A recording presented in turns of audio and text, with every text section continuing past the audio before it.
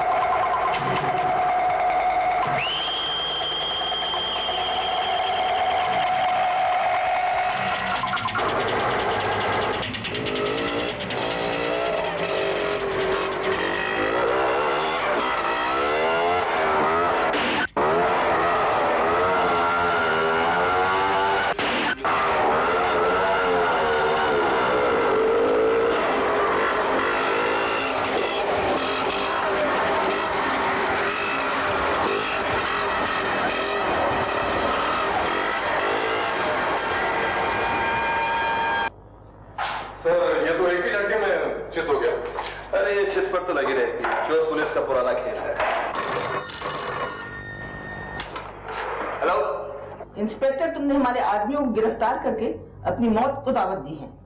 फौरन छोड़ दो वरना अंजाम बुरा होगा। तुम मेरी बात सुन रहे हो ना इंस्पेक्टर? जी जी, मैं वो सिपाही केशवलाल सूरत वाला बोल रहा हूँ। इंस्पेक्टर साहब तो नहीं है, वो जो आज बंदर पकड़ा गया ना, उसकी पूछताछ करने के लिए लॉकअप रूम में गए हैं। चाहिए तो बता दूं? हाँ, एक मिनट। साहब का फोन आ रहा है। हेलो ऑपरेटर, हाँ, PSI Mohan here, Santa Cruz west. ये फोन जो चल रहा है टैप कीजिए, क्विक प्लीज। ओके जी, वो 625419 एड्रेस क्या है? एड्रेस ढूंढ लीजिए। जी, उनको आने में 20 मिनट लगेंगे। कहिए क्या बोलूं, किसका फोन था? फ्लैट नंबर 6, शांति विला, 4th रोड, जू पैलेस की। Thank you. एड्रेस मिल गया। पाटिल, कोई फोन आएगा तो बोला मैं लॉकर रूम में।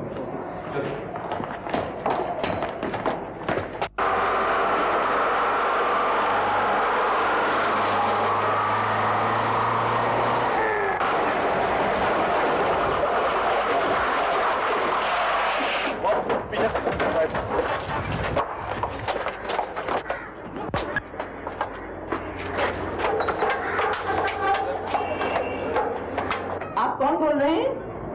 मैं इंस्पेक्टर नवीन से बात करना चाहती हूँ। जी कहिए, मैं हूँ इंस्पेक्टर नवीन। Oh no.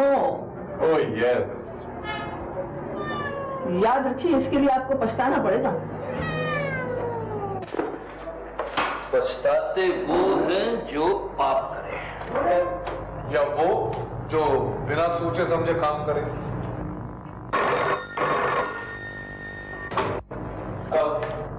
कहिए इंस्पेक्टर साहब, वार्निंग देने के बावजूद भी आप अपने हरकतों से बाज नहीं आए? क्या तो ऐसे कह रहे हैं जैसे आपने कुछ किया ही नहीं। अच्छा, तो अभी आप मुझसे बात भी नहीं करना चाहते?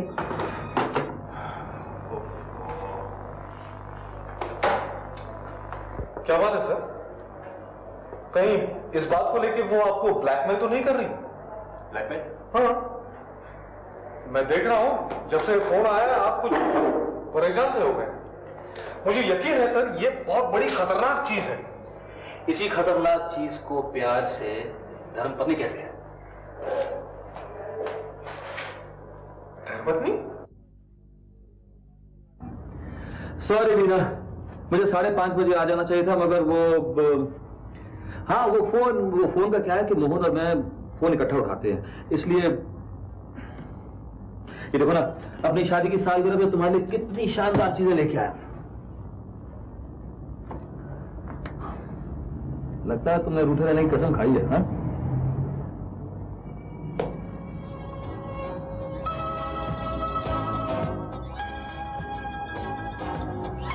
कच्चे धागे से ना बंधे चले आए सरकार, तो कहिएगा।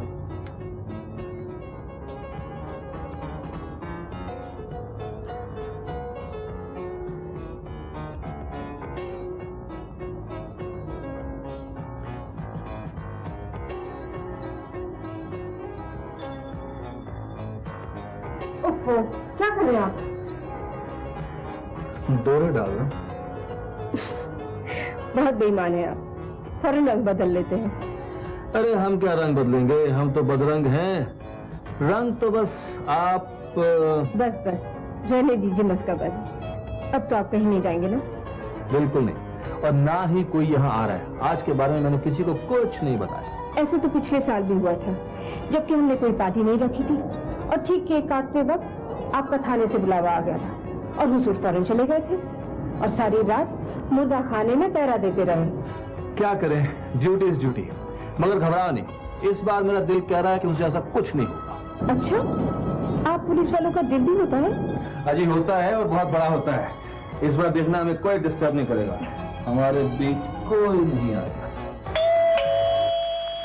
लो, बुलावा आ गया।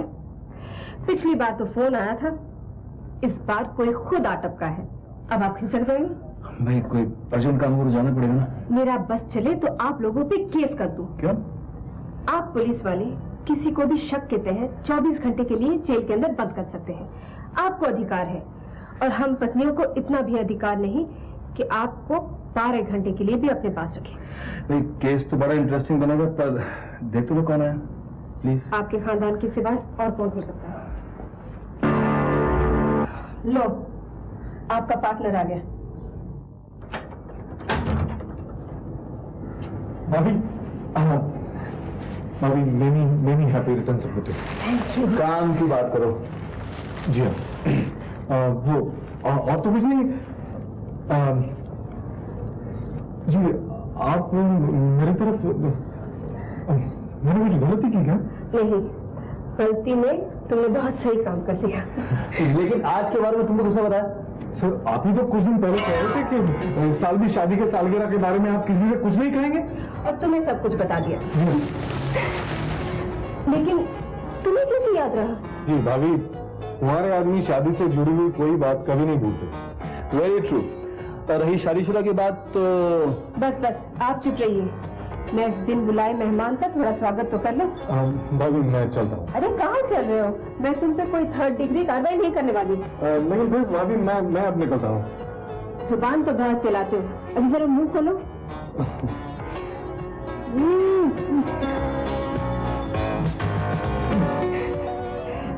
भाभी केक तो बड़ा मजेदार है। मगर नाक तो पोंछ लो। ठीक है, रहने दीजिए। आप इसे देखकर खुश हो रही हैं, बस आपकी खुशी के अलावा मुझे और कुछ नहीं चाहिए। अच्छा, तो मेरी खुशी के लिए एक छोटा सा काम कर दोगे? बस भाभी ऑर्डर कीजिए बस। अच्छा, तो पहले नाक पोंछ लो। जी हाँ। ठीक है।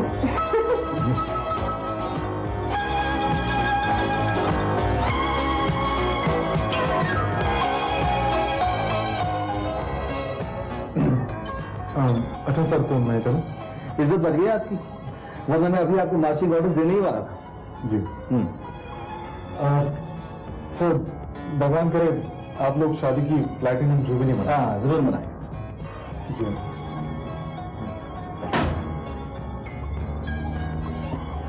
हाँ, चलिए, कम से कम कोई तो है जिसे हमारी शादी की सालगिरह याद है। और भी है जिसको हमारा याद है। कोई तुम्हारा मायके वाला होगा? जी नहीं। तो कोई हमारे घर वाला होगा? तो फिर जरूर कोई तुम्हारा पुराना बॉयफ्रेंड होगा। शर्म नहीं आती ऐसे कहते हैं? क्यों? हमारे बेटे ने काट दिया। ओहो, नवीन जूनियर बोर्डिंग स्कूल में अपने मम्मी पापा को नहीं बोला? लेकिन क्या लिखता? हाँ, मेरी तरफ से पापा मम्मी को प्यार करे और मम्मी पापा को प्यार करे। कहिए क्या इरादा है? क्या होना चाहिए? भाई, बच्चा है और बच्चों की अगर बात ना मानो तो उनका दिल टूट जाता है। और क्योंकि पहली इंस्ट्रक्शन मेरे लिए है, इसलिए मैं तो 7 साल बाद भी बहाने की जरूरत है। अच्छा लगता है।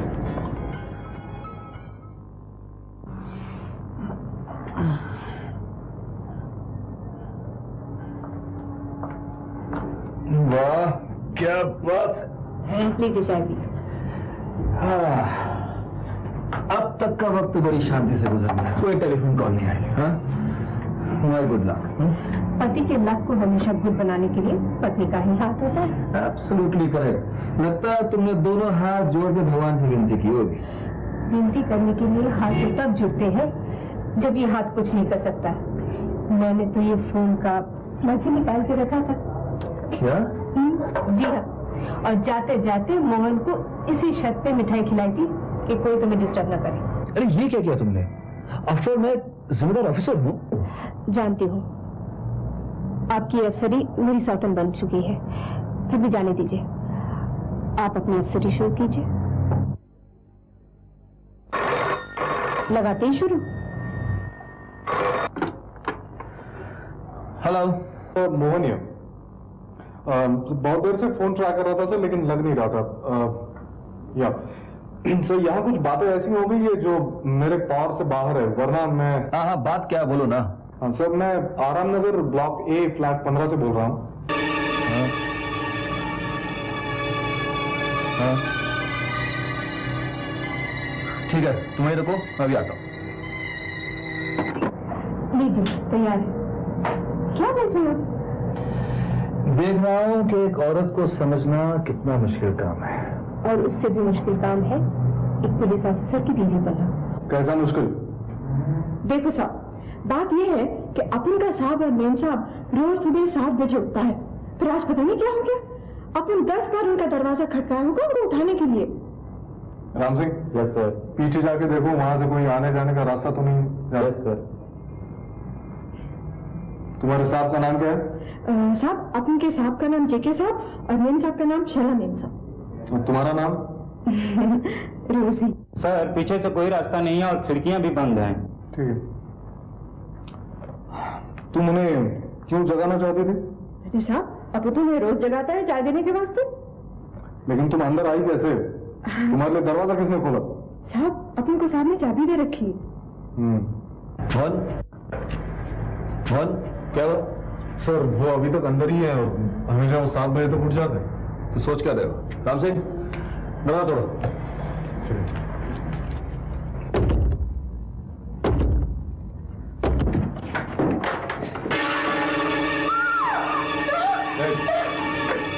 कुछ मामला नहीं रहा।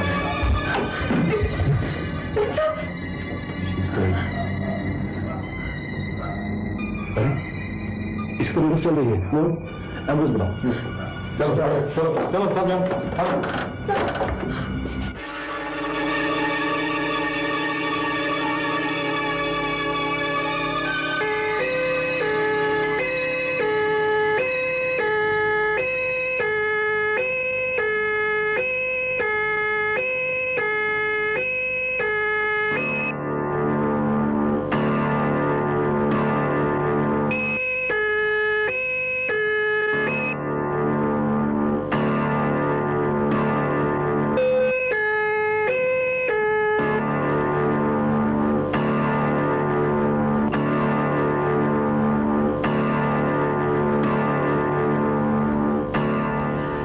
आदमी 2 थे और कब 3।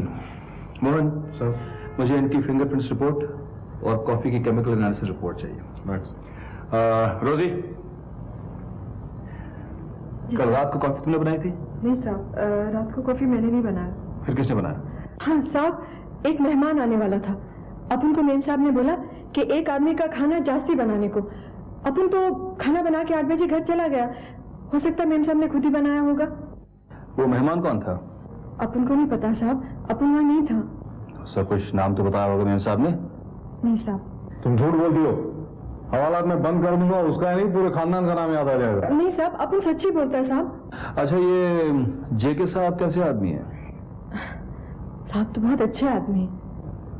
ठीक है, तुम जाओ।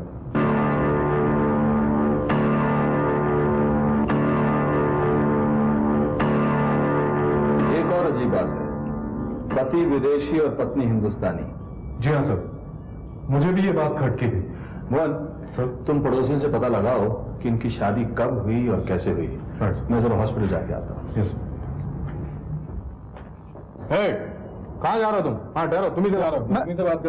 मैं सर देखिए, मैं राइटर हूँ और राइटर आदमी वैसे भी किसी लफड़े में नहीं पड़ना चाहते। तो मैं कहाँ तुम्हें लफड़े में डाल रहा हूँ? मेरे सवालों का जवाब दे दो। सर फिर आप मुझे थाने और उसके बाद कोर्ट तक घसीटेंगे। सर नहीं सर, मैं राइटर आदमी हूँ। कोर्ट और थाने तो तुम नहीं जाओगे।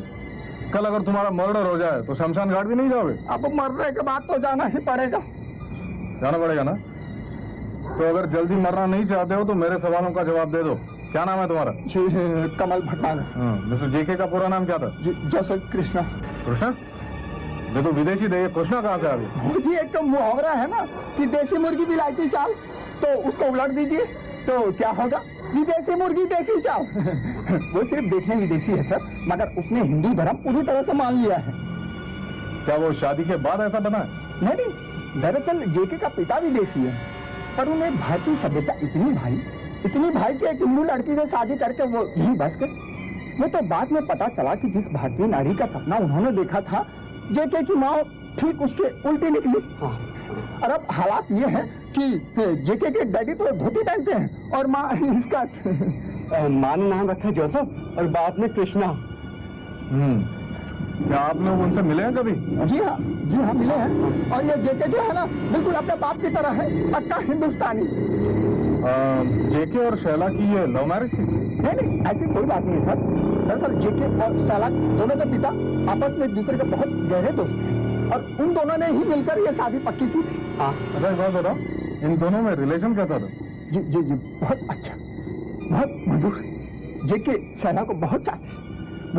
वो तो बहुत अच्छे आदमी है सर। मैं तो भगवान से यही दुआ करूँ कि भगवान उनके किसी तरह प्राण बचा लें। Well, he is still in danger. बहुत खतरनाक किस्म का जहर था। जहर? हाँ, होश में आ जाए तो शायद लग जाए। डॉक्टर, उसका होश में आना हमारे लिए बहुत जरूरी है। We are trying our best. In the meantime, Mrs Shaila की लाश का पोस्टमार्टम हो गया है। ये लाश लेने आए हैं। आप मैं उसका भाई हूं। I'm sorry, ऐसे होने को कौन टाल सकता है? आपको किसी पे शक या उनसे किसी की दुश्मनी? नहीं इंस्पेक्टर साहब, किसी को उससे दुश्मनी कैसे हो सकती है? किसी का बुरा तो वो सोच भी नहीं सकती है।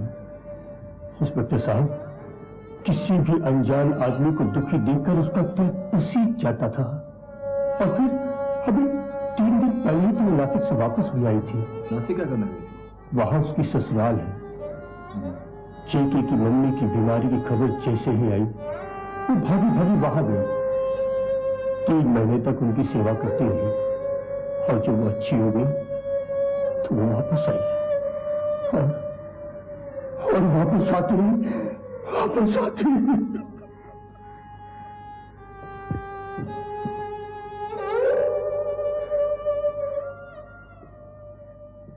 सर, ये रिपोर्ट्स आ गई। कॉफी के प्यालों पर जेके और शैला के अलावा एक तीसरे आदमी के फिंगरप्रिंट्स मिले, लेकिन ये फिंगरप्रिंट्स हमारे पुलिस रिकॉर्ड में नहीं है। That's a lab report, postmortem report. Sir, जहर सिर्फ उन प्यालों में मिला था जिन पर जेके और शैला की उंगलियों के निशान। मुझे यकीन है सर कि इस केस में जेके की नौकरानी रोजी का जरूर कोई हाथ है। कौन सा हाथ? दाया कि बाया? सर, मैं सीरियसली कह रहा हूं। और आजकल वैसे भी नौकरानी और मालिक के बीच में ये चक्कर कुछ ज्यादा ही चलने लगे हैं। और दिखने में भी वो रोजी कुछ वैसी लगती है। कैसी लगती है? सर, मैं सीरियसली कह रहा हूं। और उसे मौका भी तो अच्छा मिल गया था। शैला 3 महीने के लिए मैके चली गई थी। मायके नहीं, ससुराल। सर, मैं सीरियसली कह रहा हूं, वो मैके गई थी। मैं भी सीरियसली कह रहा हूं कि वो ससुराल गई थी, नासिक नहीं सर, वो मैके गई थी जो बंबई में ही है। किसने कहा तुमसे? उनके सारे पड़ोसियों ने। ये उनके बयान है मेरे पास, ये देख लीजिए। वो 3 दिन पहले वहां से आई थी। जेके ने खुद ये बात उनको बताई थी। मगर उसके भाई ने तो कहा कि वो ससुराल गई थी, नासिक। तो फिर जेके ने झूठ क्यों बोला? इसका तो तब पता चलेगा जब जेके होश में आएगा। अभी होश नहीं आया, लेकिन आने को सकता है। आप अंदर किधर जाते हैं? देखिए सिस्टर, हमारे लिए जेके का बयान लेना बहुत जरूरी है। अभी कैसे बयान लेगा जब तक वो होश में ना आए? आप ही ने तो अभी कहा कि वो कभी भी होश में आ सकते हैं। मैं तब तक वहीं रहूंगा। लेकिन बगैर डॉक्टर की परमिशन के आप अंदर नहीं जा सकते। ठीक है, मैं परमिशन ले लूंगा। ओके। नहीं, पहले परमिशन चाहिए। लेकिन सिस्टर, मेरी बात सुनिए। ये क्या हो रहा है? सर, ये विदाउट परमिशन अंदर जाना चाहते हैं।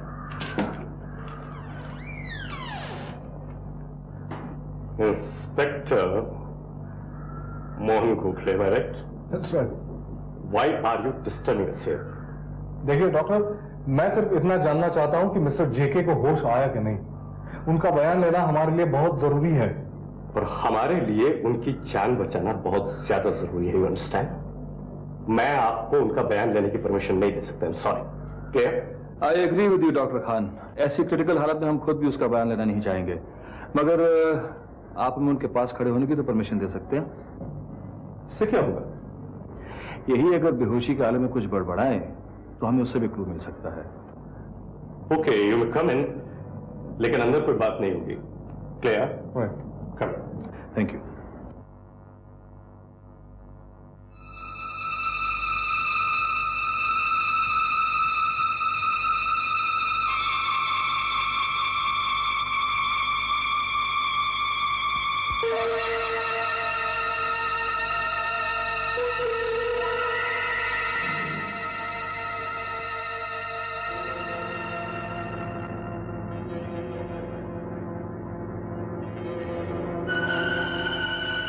डॉक्टर,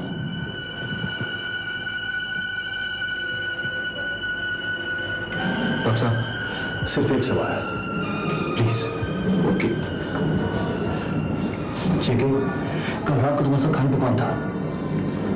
जेके, कल रात को तुम्हारे साथ खाने पे कौन था? जेके, कल रात तुम्हारे साथ खाने पे कौन था? कौन विनोद? मिस्टर, बताइए ना कौन विनोद? Stop it. कहाँ रहता है वो? आई से स्टॉप इट। यार किसी प्लीज। That's enough. चाहिए बस। साहब सिर्फ एक सवाल हो please. Why can't you understand this man is still critical? Get out of here. लेकिन डॉक्टर मोहन, सर, यस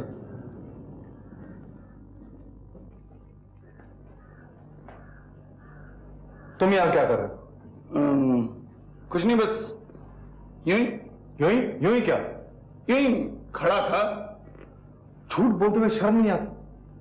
पढ़े लिखे हो, जर्नलिस्ट बनते हो और इतना भी नहीं जानते कि छुप छुप के बातें सुनना बदतमीजी है? बड़े बेहुदा किस्म के लोग आ गए जर्नलिज्म में आजकल। पुलिस में किस तरह के लोग हैं ये भी सब जानते हैं। एक तो डिस्टर्ब करते हो, ऊपर से जबान चलाते हो। ये जबान और डंडा चलाना तो पुलिस वालों का काम है, हम लोगों का काम है झूठ को नमक मिर्च लगाकर अखबार में छापना। इसी पे तो तुम्हारी दुकान चलती है और बात करते हो। क्या बात है मोहन? देखिए सर, ये छुप छुप के हमारी बातें सुनने की कोशिश कर रहे हैं। सच्चाई को जानना और उन्हें लोगों तक पहुंचाना ही हमारी ड्यूटी है। आपकी क्या ड्यूटी है मैं अच्छी तरह जानता हूं। आप क्या चाहते हैं कि सच्चाई वक्त से पहले बाहर आ जाए और काफी चुकन्ना हो जाए? हरगिज नहीं। तो फिर आपको हमारा साथ देना चाहिए। आपको हमारा साथ नहीं देना चाहिए। हम आपके साथ हैं। तो मैं आपसे एक सवाल पूछना चाहता हूं। पूछिए, क्या पूछना आपको? मिस्टर जेके ने कोई स्टेटमेंट दिया? नहीं। अब ये भी पूछिए कि वो मरे कि नहीं, ताकि आपको कोई न्यूज तो मिल जाए। उनका जिंदा रहना हमारे लिए ज्यादा बड़ी न्यूज है, ये शायद आप नहीं समझ रहे। Anyway, thanks for the information. You are welcome. चलो मोहन, चलो खाना खा ले। लेकिन सर वो विनोद, यार तुम तो ऐसे बात कर रहे हो जैसे वो हमारा इंतजार कर रहा है कि हम चले और उसे पकड़ लें। देखिए सर, विनोद ने जेके के यहाँ कॉफी पी थी तो उनका दोस्त होगा, तुम जाके पता लगा लेंगे। लगा लेंगे यार, पहले खाना तो खा ले। लगता है सुबह से तुमने भी कुछ नहीं खाया। लेकिन सर मुझे भूख नहीं है। मेरी बात मानो तो खा लो। खाली पेट दिमाग भी ठीक काम नहीं करता है और फिर केस पे सोचने का वक्त मिल जाएगा। लेकिन सर सोचने के लिए टाइम है कहाँ? सोचने के लिए टाइम नहीं? नहीं, मेरा मतलब है केस तो बिल्कुल साफ है। वो तुम हर चीज में जल्दबाजी मत करा करो। क्या करूं सर, मुझे बड़ी बेचैनी होती है। देखो, काम के लिए बेचैनी होना अच्छी बात है, मगर ऐसी बेचैनी का फायदा क्या जिसका कोई नतीजा न निकले? सर मैं तो, तुमने जाना है ना? अगर आप इजाजत देते हो। जाओ। Thank you sir. God bless you. God bless me. जी कहिए। जेके के दोस्तों में या उनसे मिलने जुलने वालों में किसी विनोद नाम के आदमी को जानते हैं आप? जी मैं तो नहीं जानता। हाँ, हो सकता है उनके बगल वाले फ्लैट में रहने वाले मिस्टर चैटर्जी, शायद उनके बारे में कुछ जानते हो। मिस्टर चैटर्जी? नहीं बाबा नहीं, अभी किच्छु पता नहीं।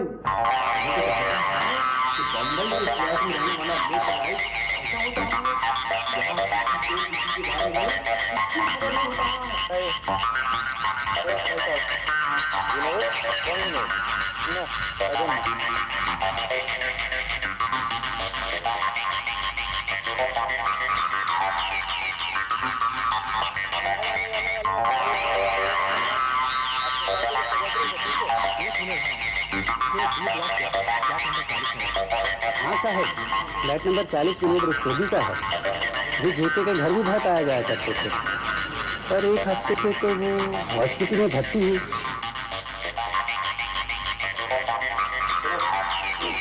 वो विनोद रस्तोगी कौन से बेड पे है? ये रहे, ये अभी भी गुजर गए। कैसे? इनको थोड़ी पता था कि आप आने वाले हैं, वरना शायद थोड़ी देर और रुक जाते। ज्यादा बकबक मत करो, मैं पूछ रहा हूँ कैसे, क्या हुआ? 7 दिन पहले इनका कार से एक्सीडेंट हो गया था, तब से ये बेहोश पड़े थे और अब ये भी, लेकिन इनकी तो कोई इलाज भी लेने नहीं आ रहा था। अच्छा हुआ आप आ गए, मैं जरा मैट्रन को खबर करता हूँ। सर अब थाने चलें? नहीं, जेके के ऑफिस।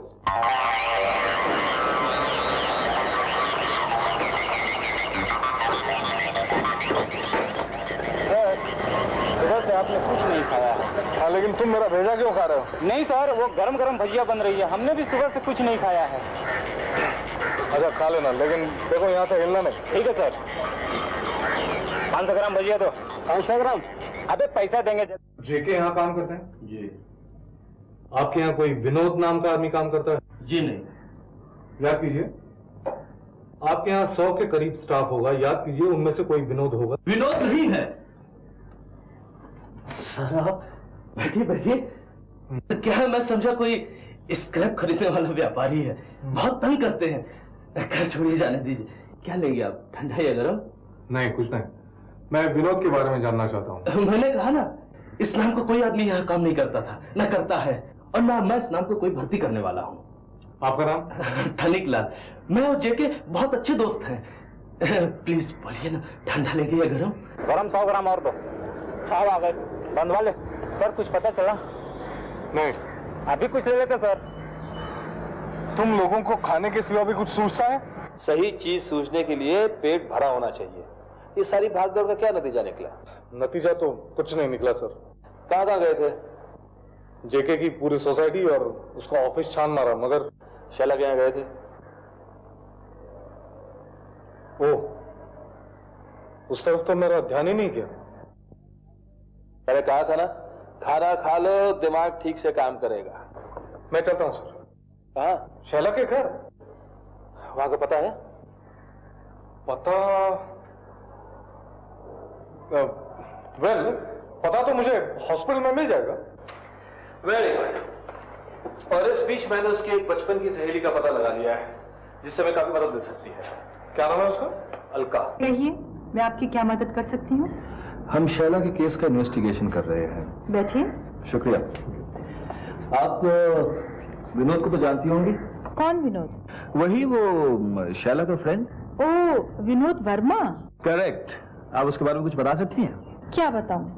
शैला की शादी के बाद उससे तो मुलाकात हुई नहीं। क्यों? दरअसल विनोद शैला से शादी करना चाहता था और शैला के पिता ने पहले ही उसकी शादी जेके से पक्की कर दी। फिर विनोद को क्या हुआ? जब उसको पता चला कि शैला की शादी कहीं और हो रही है तो उसकी हालत दीवाने जैसी हो गई।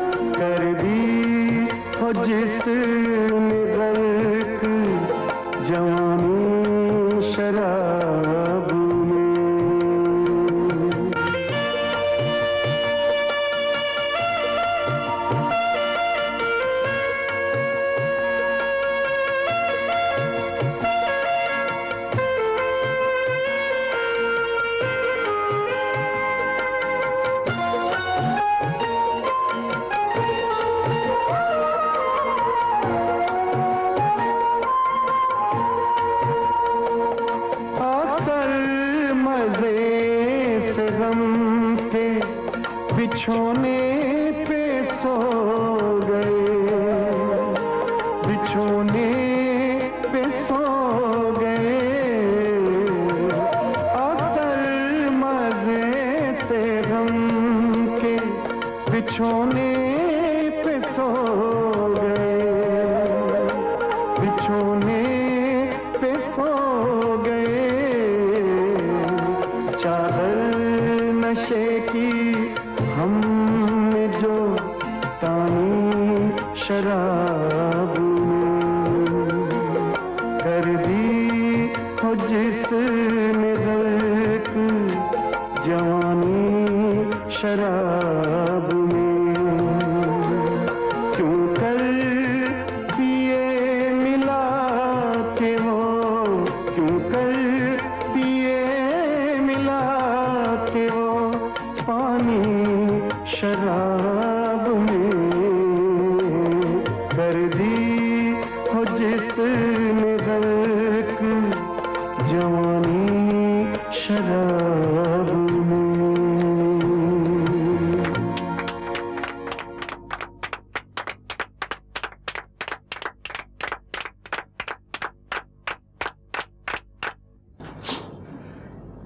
ये तुमने अपनी क्या हालत बना रखी है विनोद।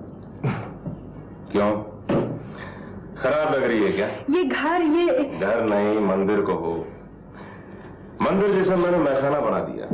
माँ जी तुम्हें कुछ नहीं कहती? माँ जी तो बद्रीनाथ धाम गई। जब वो लौट कर आएंगी उन्हें कितना दुख होगा। इससे ज्यादा दुख तब होगा जब उन्हें मालूम पड़ेगा कि जिसे वो अपने घर की बहू बनाने के सपने देख रही थी वो किसी और की महफिल की शमा बनने वाली है। और जब उन्हें एहसास होगा कि वही शमा की लौ से उनके बेटे की जिंदगी कतरा कतरा पिघल रही है, मिट रही है, तो अपने कमजोर सांसों को संभाल पाएंगी या नहीं, ये तो वही जाना है। तुम्हें इस तरह अपनी जिंदगी बर्बाद नहीं करनी चाहिए। तो क्या करूं? शैला के पांव पड़ूं, गिड़गिड़ाऊं? हरगिज़ नहीं। मैं उसके सामने रोकर अपने आंसुओं को रुसवा नहीं करना चाहता। अब इन दीवारों से मुझे घबराहट होने लगी है। इनके चप्पे चप्पे से शैला की याद जुड़ी हुई है। यही दरो दीवार पहले मुझसे प्यार करते थे, लेकिन अब ऐसा लगता है कि ये दीवारें सकड़ी होती जा रही हैं और मुझे पीस के रख देंगी।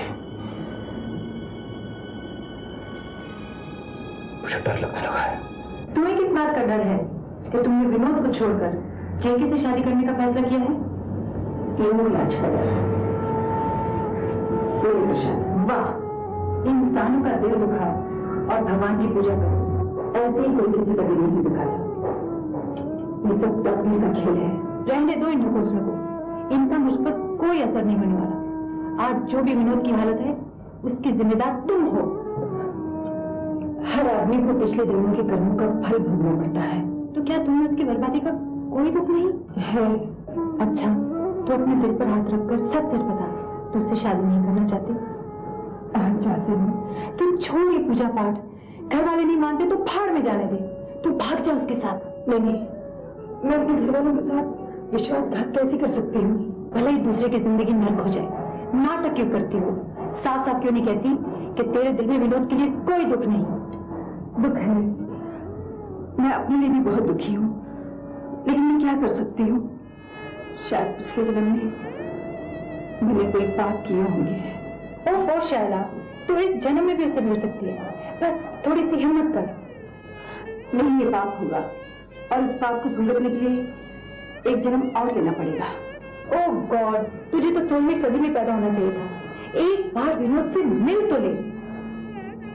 अब मिलने से क्या फायदा?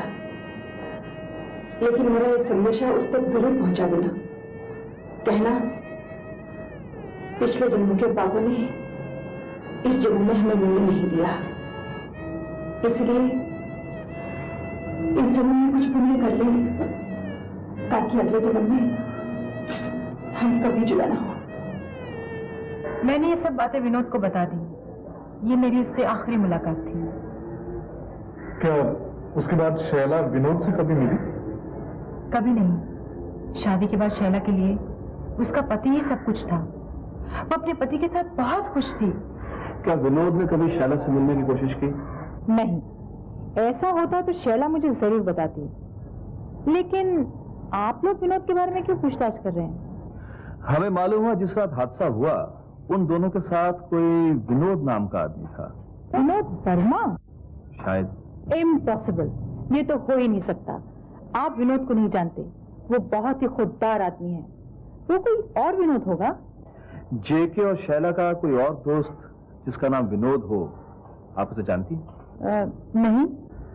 आपके पास विनोद वर्मा का एड्रेस तो होगा? एग्जैक्ट पता तो मुझे याद नहीं। 4 साल पहले की बात होगी। वो जू विले पैलेस की में रहता था। रोड नंबर मुझे याद नहीं। याद कीजिए, शायद आपको फुल एड्रेस याद आ जाए। सॉरी, बिल्कुल कुछ याद नहीं आ रहा। Anyway, thank you. Thank you ma'am. By the way, JK साहब को होश आ गया? नहीं, मिस्टर जेके को अब तक होश नहीं आया। अभी तो खतरा बना हुआ है। होश आएगा भी नहीं डॉक्टर, कुछ कह नहीं सकते। Thank you doctor. सर, जुलूस क्यों चले? नहीं, मैं वहां के थाने इंचार्ज कामले को फोन कर देता हूँ, सब इन्फॉर्मेशन मिल जाएगी। चलो ठीक है सर, ये अभी तक नहीं जमा हुआ है। हाँ, सारे जहां का दर्द तुम दोनों के ही जिगर में तो है। लगता है उसने भी तुम्हारी तरह ना खाना खाया ना सोया। चलो घर चलते हैं। नहीं सर, मैं तो यही रुकूंगा। क्या जाना है जेके को कब होश आ गया? ओके, होश आते मुझे खबर कर देना। और सुनो, कोई हंगामा नहीं करना।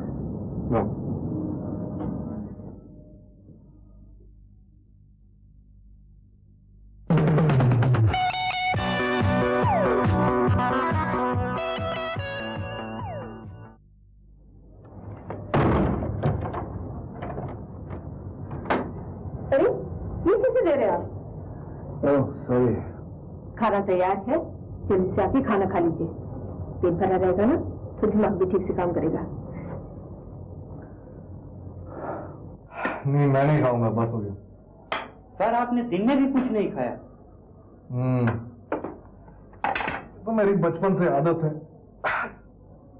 एक बार किसी काम की धुन सवार हो गई तो समझ लो मेरी भूख प्यास एकदम खत्म। ये काम खत्म होने में तो काफी दिन लगेंगे। हाँ, ये काम तो कब का खत्म हो चुका होता, मगर इस दुनिया में सबसे बुरा चक्कर है प्रेम का चक्कर। एक बार इसका करंट किसी को लग गया तो समझ लो गया काम। आप किसकी बात कह रहे हैं सर? अरे वही शैला के प्रेमी विनोद की, और किसकी।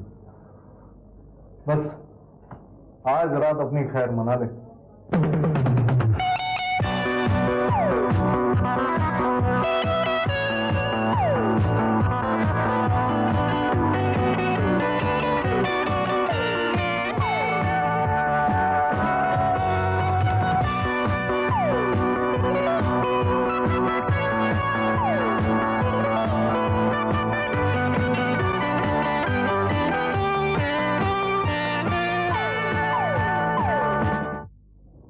देखा ना सर, इस उल्लू के पट्टे ने आखिर अखबार में छाप ही दिया। पता नहीं उसे विनोद के बारे में मालूम हो कैसे गया। मगर उसने एक समझदारी का काम किया, विनोद का नाम नहीं छापा। शैला मर्डर केस में प्रेम का खूनी त्रिकोण। सर, नाम नहीं छापा तो क्या हुआ? प्रेमी के बारे में आखिर उसने लिख ही दिया। इशारा तो इससे भी मिल सकता है। और इशारा प्रेमियों के लिए काफी है। करेक्ट भाभी। मगर तुम्हें प्रेमियों की आदत का कैसे पता चला? सब तो मैं सीरियसली कह रहा हूं।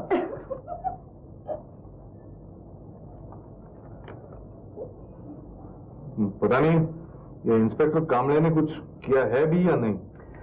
किया है यार। उसने विनोद के घर के एड्रेस का पता लगा लिया। कहिए, मैं विनोद की माँ हूँ। हम विनोद से मिलने आए हैं। वो यहाँ नहीं रहता, वो धारावी की इंदिरा झोपड़पट्टी में रहता है। यहाँ कब तक आएगा वो? यहाँ कभी नहीं आता। मैं ही उससे मिलने कभी कभी वहाँ चली जाती हूँ, या हम कहीं बाहर मिल लेते हैं। जब आपका अपना फ्लैट है तो वो वहाँ क्यों रहता है? मैं क्या कहूं, माँ तो बच्चे को जन्म ही दे सकती है, उसका भाग्य लिख तो नहीं सकती। उसका कहना है कि ये घर जहां वो पैदा हुआ अब उसे काटने को दौड़ता है। जहां रहे सुखी रहे, हमारा क्या, चंद सांसें बची हैं, जब खत्म हो जाएंगी तो मैं भी चली जाऊंगी। आप शैला को जानती हैं? नाम मत लीजिए उसका।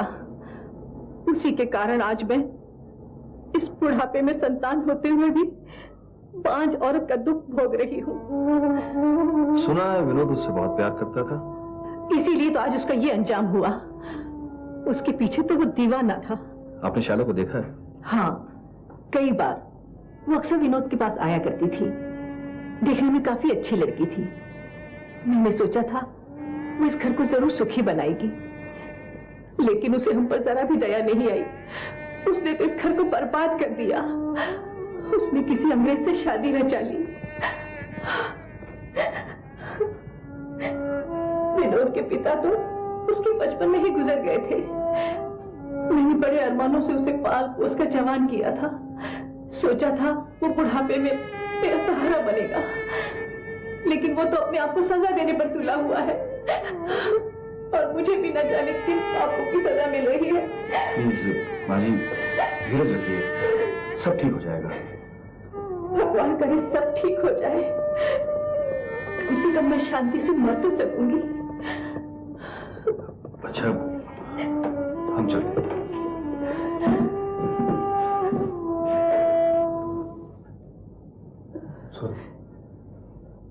अच्छा हो तो हमें कोई प्यार व्यार नहीं हो, और अब ऐसी नौकरी में आ गए हो जहाँ कुछ होने का चांस भी नहीं है। अरे चांस तो तकदीर से मिलता है, घबरा मत, दूसरी जगह ट्राई कर, नौकरी मिल जाएगी। अरे पुलिस आई? पुलिस का यहाँ क्या काम?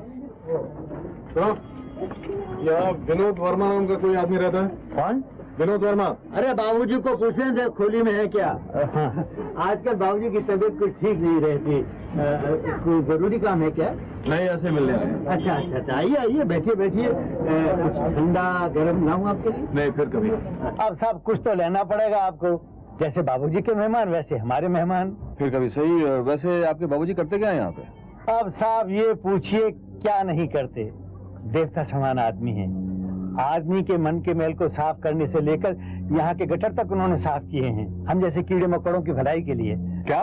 अब क्या बताएं बाबूजी आपको। ये है रंगा, इसका था दारू का अड्डा, और ये है शकूरा, जेब कोतरों का उस्ताद, महा उस्ताद। और ये है प्यारे, जब तक दिन में एक दफे लफड़ा न कर ले भाई को रात भर नींद नहीं आती। अब बाबूजी औरों को क्या कहें, हम ही को देखिए, हम ही कौन से शरीफ आदमी हैं, हमारा भी जुए का धंधा था। बाबूजी बात यह है कि इस बस्ती से तमाम शहर को कच्ची शराब सप्लाई होती थी, लेकिन जब से बाबूजी आए हैं तब से उन्होंने लोगों को समझा दिया, सब काम बंद हो गया। कल यहाँ रोज पुलिस आती थी, रोज, लेकिन बाबूजी के आने के बाद ऐसा लगता है पुलिस यहाँ का रास्ता ही भूल गई है। शैला नाम की किसी औरत को जानते हो? शैला देवी बाबूजी की दोस्त है, इनका है नहीं साहब। बाबूजी ने जो कोड़ियों के इलाज के लिए दवाखाना खोला था, वो भी उनके साथ ही मरीजों की सेवा करती थी। एकदम देवी समान थी, वरना हम गरीबों की कौन परवाह करता है। कब से जानते हो उसे? कोई 3 महीने वो हमारे बीच में रही, और अभी कोई 3-4 दिन हुए तभी तो यहाँ से गई हैं। वो 3 महीने यहाँ थी? हाँ हाँ, बाबूजी के साथ रात वाले स्कूल में बुढ़ियों को पढ़ाती थी। ठीक है, चलो हमको खोली बताओ, चलो चलो। ओहो, कौन है? जाओ यार, किसी को अंदर मत आने दो। तो मेरे बारे में पूछे तो कहते बाबूजी मर गए। जब से शैला देवी गई है बाबूजी को पता नहीं क्या हो गया। क्या तुम जानते हो शैला मर गई? मर गई? कब? कल। और तुम ये खुशखबरी देने आ जाए हो? मैं तो इस खुशखबरी का कब से इंतजार कर रहा था, ताकि मैं जश्न मनाऊं। अबे वो कौन है? दारू लाओ यार। उसे जहर दे के मारा गया है। जहरीले इंसान को जहर दे के ही मारा जाता है। शैला कैसी औरत थी? कौन कहता है वो औरत थी? औरत के भेष में नागिन थी, नागिन। अगर तुम तो उसे बहुत प्यार करते थे। हाँ, मैं उसे बहुत प्यार करता था। वो मेरी जिंदगी की सबसे बड़ी गलती थी जो अब ठीक हो गई। अरे यार तुम क्या लोग है यार? तुम्हें हमारे साथ पुलिस स्टेशन चलना होगा। क्यों? इन्होंने क्या किया है? शैला की केस की तहकीकात के लिए इन्हें हमारे साथ चलना होगा। तुम्हें जो करना है सब कर लो। मेरी जिंदगी का आखिरी अरमान पूरा हो गया। और जब कोई अरमान नहीं रहता तो इंसान को मर जाना चाहिए, है ना?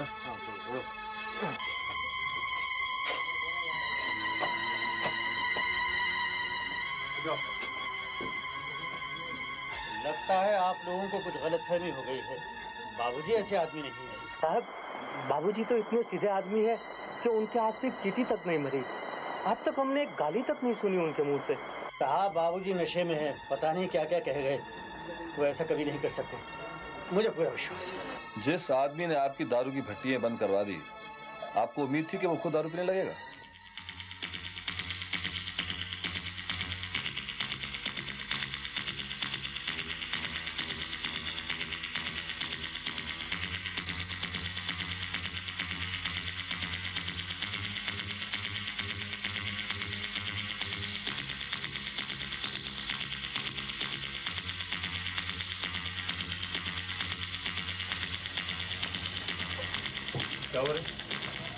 अबे क्या हुआ बोल? बाबूजी को पुलिस पकड़ के ले गई। बस साले चरस जाती तूने खींच लिया आज। अरे वो ठीक कह रहा है, पुलिस ले गई उनको। क्यों? शीला देवी को किसी ने जहर दे के मार दिया था, उसी शक में। उनके पास गिरफ्तारी का वारंट था क्या?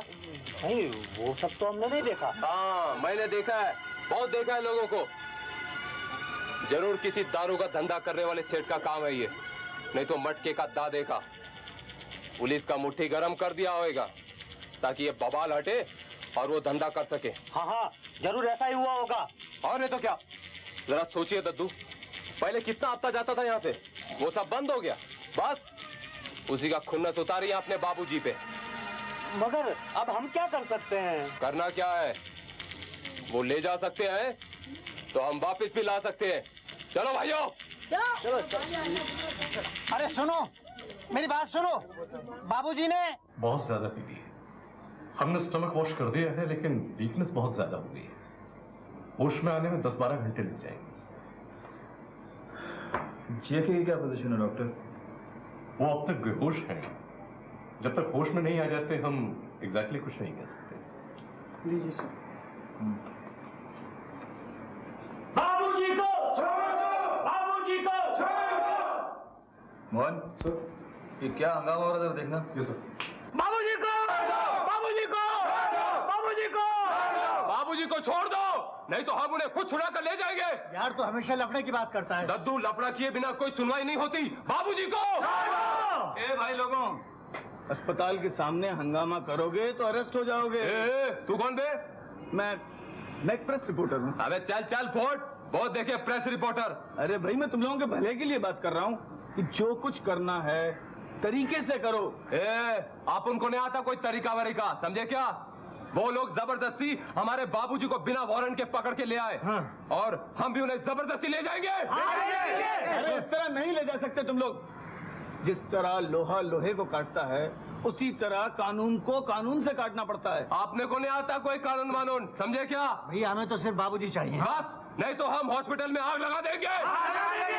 ठीक है, लगा दीजिए आग। मेरे को क्या है, मुझे छापने के लिए एक न्यूज मिल जाएगी कि आग के शोलों ने अस्पताल को जला के खाक कर दिया। पर आप लोग सोचिए, जब आप बीमार होंगे या आपकी माँ बहनें बीमार होंगी तो उन्हें कहाँ लेके जाएंगे आप लोग? इसकी और बाबूजी की बातें एक सी लगती हैं, वो भी ऐसे ही समझाते हैं ना। ये क्या हो रहा है? बाबूजी को, बाबूजी को, बाबूजी को। ये सब बंद कर दो वरना सबको अंदर करा दूंगा। वैसे जैसे एक आदमी को बिना किसी वारंट के बंद कर रखा है। अच्छा, तो आप ही इन लोगों के नेता हैं? आजकल जब फिल्मी हीरो नेता बन सकते हैं तो ये क्यों नहीं बन सकता? जल्दी से ये भीड़ हटाओ वरना हॉस्पिटल कंपाउंड में दंगा फसाद कराने के जुर्म में सबको अंदर करवा दूंगा। और जिंदगी भर जेल में सड़ते रहोगे। ये जेल का धमकी किसी और को देना क्या? जेल में सड़ना अपने लिए कोई नई बात नहीं है। हाँ। अंगूर का मापिक सड़ेंगे, ज्यादा नासा देंगे। हम लोग चाहते क्या हो? बाबूजी को छोड़ दो। देखिए वे अभी बेहोश हैं, डॉक्टर उन्हें होश में लाने की पूरी कोशिश कर रहे हैं। जब उन्हें होश आ जाएगा उनसे पूछताछ की जाएगी और तभी कुछ फैसला हो सकता है। आपका फैसला तो हो चुका है। बिना किसी चार्ज के आपने एक बेकसूर आदमी को पकड़ रखा है। उन पे चार्ज है। क्या? मिस्टर जेके को जब थोड़ी देर होश आया था तब उनसे पूछताछ की गई, तब उन्होंने किसी विनोद का नाम लिया था। सिर्फ विनोद? जी हाँ। आगे कुछ नहीं? नहीं। यानी कि वो विनोद खन्ना हो सकता है, विनोद मेहरा हो सकता है, विनोद पांडे हो सकता है, विनोद तिवारी भी हो सकता है। आपने विनोद वर्मा को कैसे पकड़ लिया? वाह, आज जिया मेरा शेर। आपने उनसे कोई दूसरा सवाल नहीं पूछा? नहीं। क्यों? क्योंकि वो फिर बेहोश हो गए थे। यानी कि वो सिर्फ विनोद कहने तक होश में रहे, मुश्किल से 2 सेकंड। जिस आदमी में इतनी भी ताकत नहीं कि 2 सेकंड से ज्यादा होश में रह सके, उस आदमी में आपकी बात समझने की ताकत रही होगी? ईंट का जवाब पत्थर। एक मरते हुए आदमी के स्टेटमेंट का सहारा लेके आप एक जिंदा बेकसूर आदमी को फांसी के तख्ते पे चढ़ा देना चाहते हैं। ये कहाँ का इंसाफ? अनिल, बहुत बोलने लगे हो तुम। विनोद इस केस का मेन सस्पेक्ट है। हादसे की रात जेके और शैला के साथ एक तीसरा आदमी कॉफी पी रहा था। जेके और शैला के कप में तो जहर पाया गया, मगर तीसरे में नहीं। ये कैसे मालूम कि वो तीसरा आदमी यही विनोद है? फिंगरप्रिंट रिपोर्ट से। ऐसा कैसे हो गया बाबा? मेरी खुद समझ में नहीं आता। अब क्या होगा बाबू? अब तो मामला तभी सुलझेगा जब जेके या विनोद को होश आएगा। मिस्टर जेके को होश आ गया है। अब खतरे की कोई बात नहीं है, आप बयान ले सकते हैं। Thank you doctor. आपने उन्हें शैला के बारे में कुछ बताया तो नहीं ना? नहीं। शैला कैसी है? जी, उनकी तो हॉस्पिटल में आने से पहले ही जहर बहुत खतरनाक था मिस्टर जेके। जी हाँ। मिस्टर जेके, उस रात आपके साथ वो तीसरा आदमी कौन था? तीसरा? मुझको कुछ याद नहीं। याद कीजिए मिस्टर जेके, आप ही ने उस दिन किसी एक विनोद का नाम लिया था। विनोद? हाँ, उस रात को वो हमारे साथ था। क्या आपको मालूम था विनोद शैला को बहुत चाहता था? लेकिन शैला उसे नहीं चाहती थी। तो उस रात वो वहां क्या कर रहा था? अब मैंने ही उसे बुलाया था। क्यों? ताकि गलतफहमी दूर हो जाए। गलतफहमी? कैसी गलतफहमी? वही कि शैला उसे चाहती थी। तो उस पर विनोद का रिएक्शन क्या था? बहुत ही खतरनाक। सर, मामला तो बिल्कुल साफ नजर आ रहा है। अच्छा मिस्टर जेके, एक बात बताइए कि पिछले 3 महीने से शैला कहाँ थी? बोलिए, जवाब दीजिए। पिछले 3 महीने से शैला कहाँ थी? मायके या ससुराल? जवाब दीजिए मिस्टर जेके। न मायके न ससुराल। फिर? शैला को समाज सेवा का बहुत शौक था। वो कोड़ियों की सेवा के लिए ही घर से बाहर रही थी। कहाँ? मुझे नहीं मालूम। अच्छी बात है। इसमें अजीब क्या है इंस्पेक्टर? मैं उसे बहुत चाहता था। उसके बिना मैं रह नहीं सकता था। इसलिए वो कहती थी कि मैं अगर बताकर जाऊंगी तो तुम बार बार मेरे पास डिस्टर्ब करने पहुंच जाओगे। इस तरह उनके चले जाने से आपको तकलीफ नहीं हुई? बेहद। लेकिन उसकी खुशी के लिए मैंने ये सब कुछ किया। मतलब पिछले 3 महीने से आप शैला को नहीं मिले? जी नहीं। शैला की पोस्टमार्टम की रिपोर्ट के मुताबिक उसके पेट में 2 महीने का बच्चा था। जब आप उसको 3 महीने से मिले ही नहीं, तो वो बच्चा किसका था? बोलिए, किसका बच्चा था वो? आपकी खामोशी साफ बता रही है कि वो बच्चा आपका नहीं था, और शैला समाज सेवा का ढोंग रचाकर अय्याशी कर रही थी। वो एक चरित्रहीन औरत थी। मत कहिए इंस्पेक्टर, वो ऐसी औरत नहीं थी, हरगिज नहीं थी। वो पवित्र थी, बिल्कुल पवित्र। उस पर कोई दाग नहीं था। वो महान थी। उसने मुझे इतना प्यार दिया कि मैं बयान नहीं कर सकता।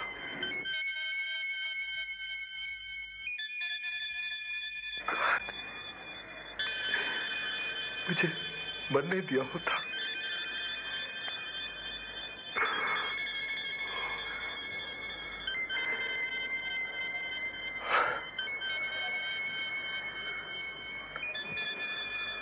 वो मेरी जिंदगी में आई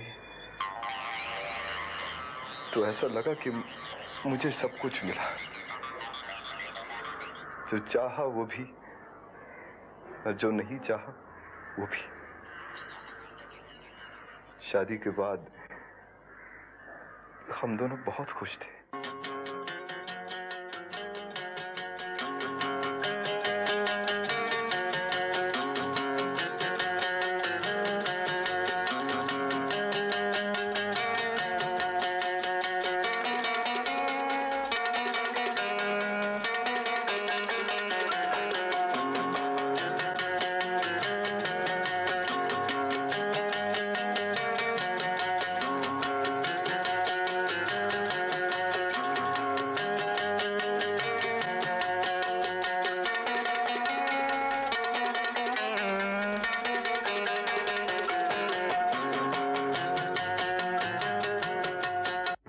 फिर हम चाहने लगे कि हमारे प्यार का कोई नन्हा सा गवाह हमारी जिंदगी में आ जाए और हमारा घर किलकारियों से गूंज उठे। जैसे जैसे समय बीतता चला गया हम दोनों के दिलों की तड़प बढ़ती चली गई। लेकिन 3 साल के गुजर जाने के बाद भी हमारी तमन्ना पूरी नहीं हुई। बात यह है मिस्टर जेके की प्लीज डॉक्टर बी फ्रैंक। दरअसल ये तो मां बन सकती हैं पर आप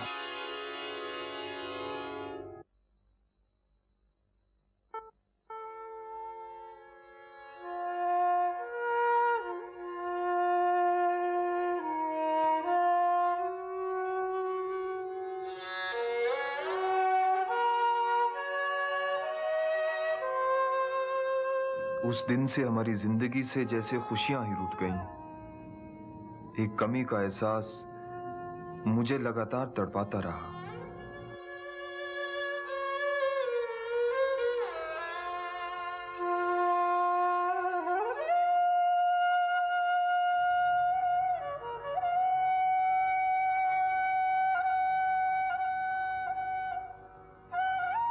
जेके, मैं देख रही हूँ तुम दिन ब दिन घुलते जा रहे हो।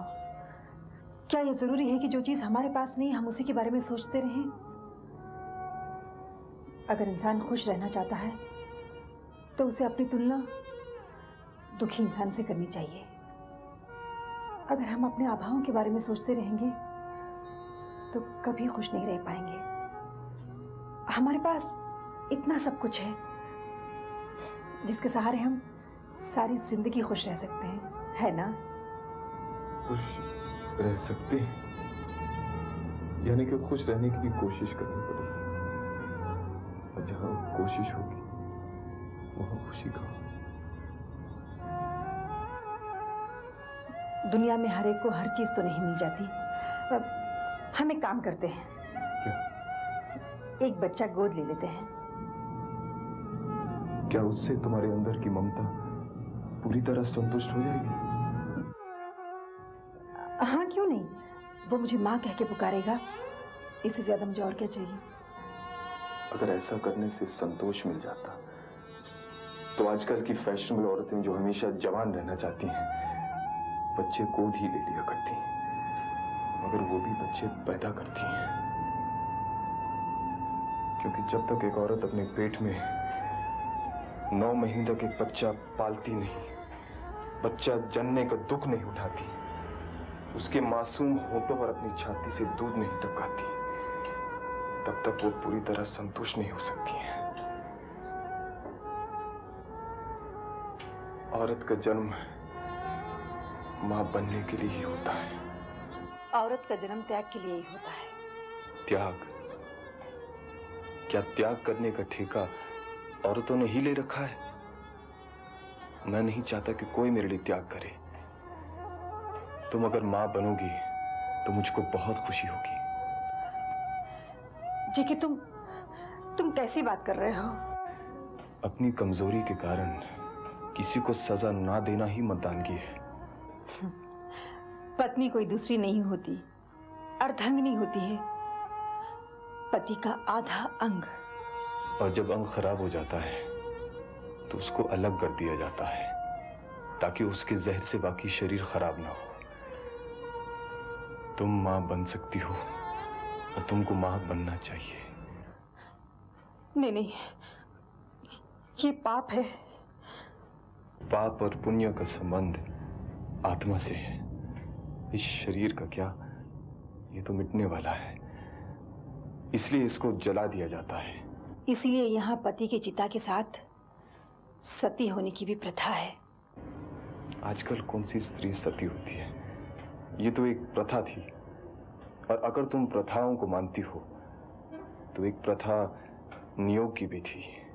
नियोग? ये इस देश की बहुत पुरानी प्रथा है। जब एक राजा अपनी कमजोरी के कारण औलाद पैदा नहीं कर सकता था तो उसकी रानी को किसी तपस्वी या अच्छे आदमी के साथ 3 रात गुजारने की इजाजत दी जाती थी। इसी को नियोग कहते थे, और कोई इसको पाप नहीं मानता था, और ना मैं ही मानता हूं। जिस तरह एक डॉक्टर के सामने जख्म दिखाने के लिए एक औरत अपने कपड़े हटाती है, उसको नंगापन नहीं कहा जाता है। महाभारत को ही लो, क्या 5 पांडव सब किंग पांडु के बेटे थे? नहीं, ये सब नियोग की संतानें थी। युधिष्ठिर धर्मराज का, भीम पवन का, और अर्जुन इंद्रदेव का पुत्र था। लेकिन कुंती को कौन अपवित्र समझता है? फिर भी सारी यातनाएं तो कुंती को ही सहनी पड़ी। नहीं, मैं ये पाप नहीं करूंगी। इसका मतलब हुआ कि तुम्हारी आत्मा शुद्ध नहीं है।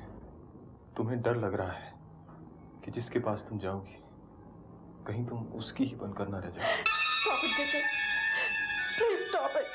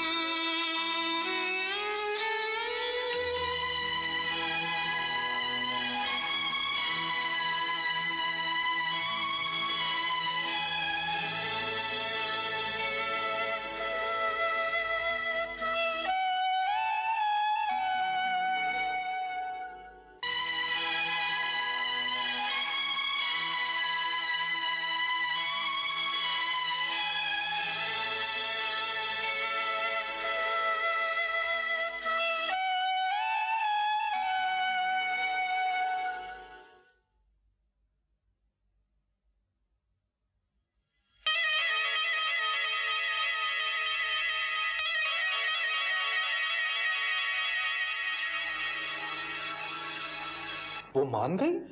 हाँ, वो मान तो गई, लेकिन अब यह मुश्किल थी कि वो किसके पास जाए। यहाँ विनोद की तस्वीर छपी है। और उसकी बहुत तारीफ भी है। मैं ऐसे लोगों की बहुत इज्जत करता हूं जो दूसरों की भलाई के लिए अपनी जिंदगी दांव पे लगा देते हैं। वैसे तुम उसी के पास क्यों नहीं चली जाती हो? तुम्हारी सोशल वर्क करने की इच्छा भी पूरी हो जाएगी और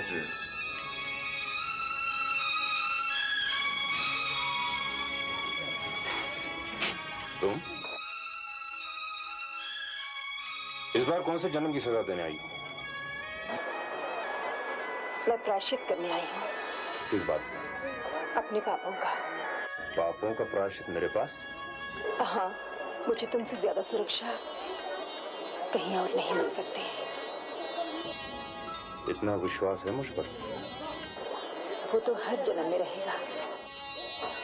तुम जन्मों की बात करती हो? मैंने तो हर पल लोगों के प्यार और विश्वास को बनते टूटते देखा है।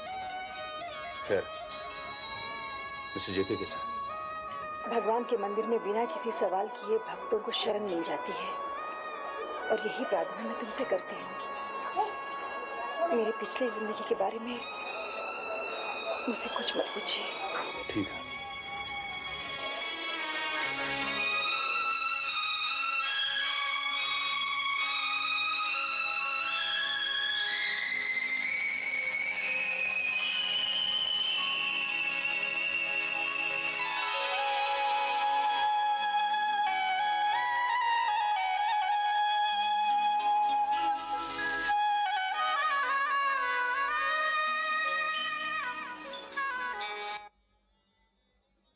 फिर शैला वहीं रहकर विनोद के काम में हाथ बटाने लगी और इधर शैला के बगैर न सिर्फ मेरा घर बल्कि मेरी जिंदगी भी वीरान हो गई थी।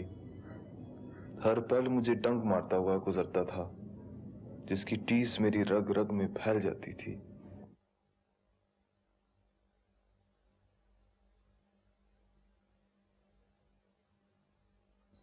आग के पास रहकर तो लोहा भी पिघल जाता है। विनोद तो खैर इंसान ही था।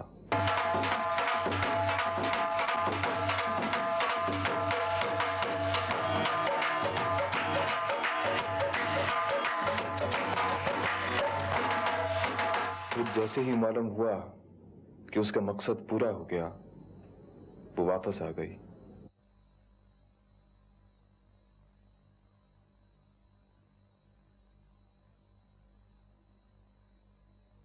लेकिन उसके आने से जितनी खुशी की कल्पना मैंने की थी उतनी मुझे नहीं हुई और शैला भी मुझे कुछ बदली बदली सी लगी। हर चीज बदली बदली सी लग रही है, ऐसा क्यों? नहीं शैला, हम वही हैं और वही रहेंगे, लेकिन हमारी जिंदगी में जरूर एक खालीपन सा आ गया है और इसलिए हम दोनों परेशान हैं। सच पूछो तो हमने विनोद के साथ धोखा किया है। उसने बच्चा हमें दिया नहीं बल्कि हमने उसे चुराया है। ये पाप है ना? हाँ, ये धोखा है, पाप है। शायद इसलिए हम दोनों की आत्मा एक बोझ तरह तब सी गई और हम दोनों घुटने लगे। हम अगर अपने पाप का प्रायश्चित कर ले तो? हाँ, अब तो प्रायश्चित करना ही पड़ेगा। कल रात को विनोद को यहाँ खाने पर बुला लेते और उसके सामने सब कुछ कबूल करके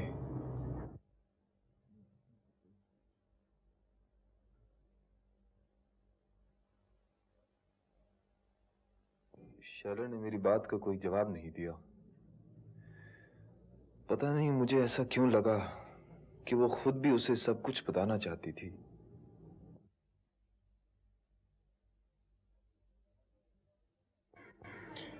और दूसरी रात विनोद आया। हाँ, खाना खत्म होने तक हमने ये बात बिल्कुल नहीं उठाई, लेकिन कॉफी पीते वक्त मैंने ये सारी बात विनोद को बता दी।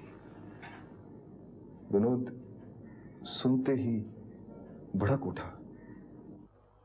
इतना बड़ा धोखा मैंने अपनी जिंदगी में बहुत सारे बेशरम देखे, लेकिन तुम जैसा बेशरम न देखा न सुना। मैंने वही किया जो धर्म में है। धर्म कोई बाजारू औरत नहीं जिसे जब चाह अपने मतलब के लिए इस्तेमाल किया और जब चाह छोड़ दिया। और तुम्हें मैं हमेशा पूछता रहा हूं वो बात जो तुमने अलका से कही थी कि पुराने जन्मों की पापों की वजह से हम इस जन्म में एक न हो सके और इस जन्म में हमें कुछ पुण्य प्राप्त करना चाहिए। उसी बात ने मेरी जिंदगी का रूप बदल दिया और मैं दुखियारों की सेवा में लग गया।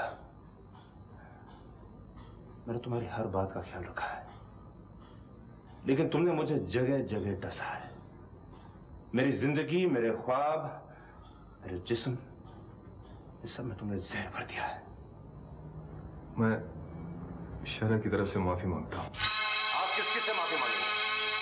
कल जब सारी दुनिया उस बच्चे पे उंगलियां उठाएगी तब आप किस किस को टोकेंगे? आप किन किन सवालों का जवाब देंगे? नहीं, ऐसा नहीं होगा। ऐसा ही होगा, क्योंकि ये सच है और सच्चाई को कभी छुपाया नहीं जा सकता। आज तक लोगों की आंखों में ये औरत पवित्रता और दया की मूरत बनी हुई है, लेकिन बहुत ही जल्द लोगों को मालूम हो जाएगा कि ये एक नागिन है। नागिन, तुम धोखे से मां बनने चली गई, बन भी जाओ, लेकिन तुम्हें तुम्हारी औलाद की खुशी कभी नहीं मिलेगी, क्योंकि समाज और मेरा बच्चा, तुमने जो मुझे धोखा दिया उसका बदला तुमसे जिंदगी भर लेता रहेगा।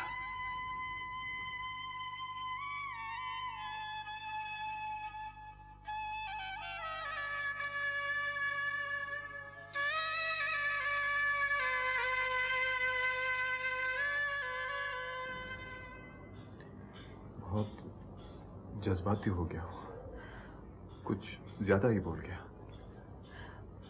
मेरे ख्याल से उसने कम ही बोला। उसके बाद मुझे चारों ओर अंधेरा ही अंधेरा नजर आने लगा। आसपास की सब चीजें ऐसा लग रहा था कि मुझे धिक्कार रही हैं। मेरे पश्चिमी ख्यालों के कारण और पुरानी भारतीय परंपराओं को आधार मानकर मैंने शैला को विनोद के पास भेज तो दिया और यही सोचता रहा कि मैंने जो कुछ किया है सही किया है। पर विनोद के जाने के बाद मुझे लगा कि आज के जमाने के हिसाब से मैंने जो किया है वो एकदम गलत है और इस गलती के तमाम भयानक नतीजे मेरी आंखों के सामने घूमने लगे। कल ये भी हो सकता है कि विनोद ही सबको बता दे, फिर तुम समाज में क्या मुंह दिखाने लायक रह जाओगे।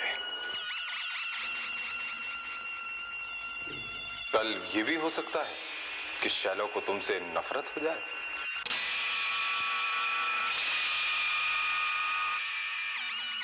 कल ये भी हो सकता है कि शैला विनोद के पास वापस चली जाए।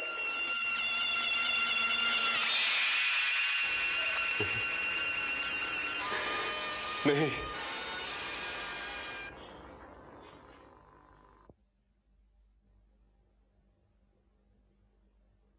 ऐसा लगा कि हम एक ऐसे चक्रव्यूह में फंस गए हैं जिससे उबर पाना मुश्किल है। जब समाज को पता चलेगा कि यह किसी और का बच्चा है तो मैं समाज में एक मजाक बनकर रह जाऊंगा, और जब बच्चे को इस बात का पता चल जाएगा तो वो मुझे नफरत से देखेगा। वो मुझे अपना बाप कभी नहीं मानेगा और ना ही अपनी मां को इज्जत देगा। शैला इस अपमान के लिए मुझे कभी माफ नहीं करेगी।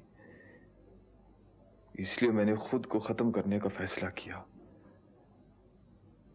लेकिन मेरे मरने के बाद भी समाज शैला को चैन से नहीं रहने देगा और मेरे बच्चे को हराम की औलाद कहकर उसका जीना दुश्वार कर देगा। इसलिए मैंने सोचा कि हम तीनों के लिए मर जाना ही बेहतर होगा। तो उसे बिना बताए मैंने कॉफी में जहर मिला दिया। और हम एक साथ पी गए। इसका कसूरवार मैं हूं इंस्पेक्टर।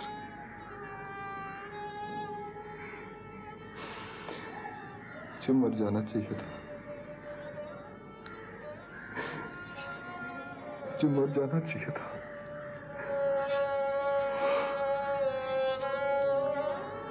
मर जाना चाहिए था।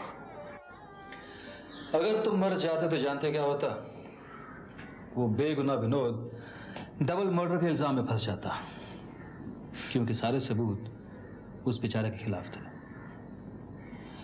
Mohan, excuse me.